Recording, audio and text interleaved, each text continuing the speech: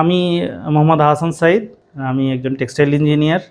গত 1.5 বছর ধরে সেফ ফুডের সাথে আছি আর কি।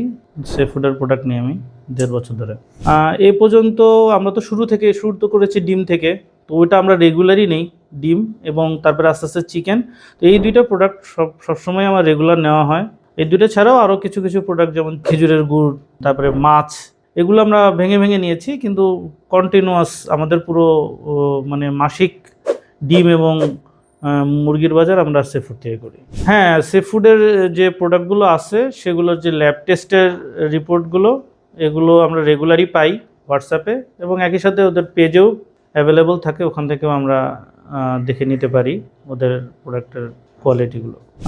বেসিক্যালি আসলে আমরা তো বিভিন্ন সময় বিভিন্ন রিপোর্ট দেখতাম যে বাজারে যে মুরগি এবং ডিমে হেভি মেটাল পাওয়া যায় বা বিভিন্ন খাবারে বিভিন্ন কেমিক্যালস দেওয়া থাকে, যেগুলো আসলে শরীরের জন্য অনেক ক্ষতিকর। তো তখন থেকে আমরা আসলে একটা সেফার সোর্স খোঁজার চেষ্টা করছি, কিন্তু আসলে তো পাচ্ছিলাম না, এবং নিজে আলাদা করে ওগুলো চাষ করা, এটাও শহরের এই পরিবেশে, আমরা যেহেতু ঢাকাতে থাকি, এটা পসিবল না।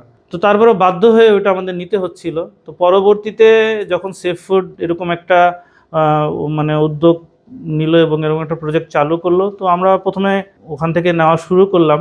তো পরবর্তীতে আস্তে আস্তে আমরা ওটাই সেফ ফুডের উপর অভ্যস্ত হয়ে গেলাম, এবং ওদের যে প্রোডাক্টের যে টেস্ট, এবং এটা অন্য মার্কেটের যে প্রোডাক্টের টেস্ট, এটার থেকে অনেক ডিফারেন্ট।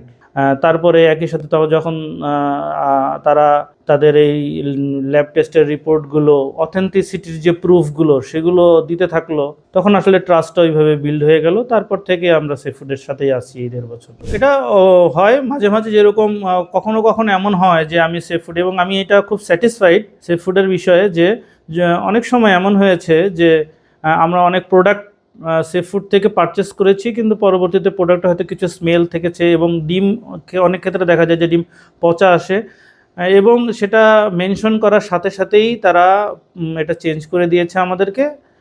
এ পর্যন্ত এই চেঞ্জের ব্যাপারে কোনো ধরনের হ্যাসেল, কোনো ধরনের কোশ্চেন আমরা সেফ ফুডের কোশ্চেন থেকে পাইনি। আমরা জাস্ট একটা ছবি তুলে পোস্ট করে দিলেই তারা সাথে সাথে তাদের লোক দিয়ে এটা নিয়ে গিয়ে চেঞ্জ করে দিয়েছে। আর ডিমের ক্ষেত্রে তো ছবি তুলে দিলেই তারা জাস্ট কয়টা ডিম নষ্ট হয়েছে ওই কোয়ান্টিটি ধরে তারা পরবর্তীতে আমাদেরকে অ্যাডজাস্ট করে দেয়। সো আফটার সেল সার্ভিস আমি বলবো যে সেফ ফুডের অনেক বেশি স্যাটিসফ্যাক্টরি, এবং তারা অনেক অনেস্ট আফটার সেল সার্ভিসে।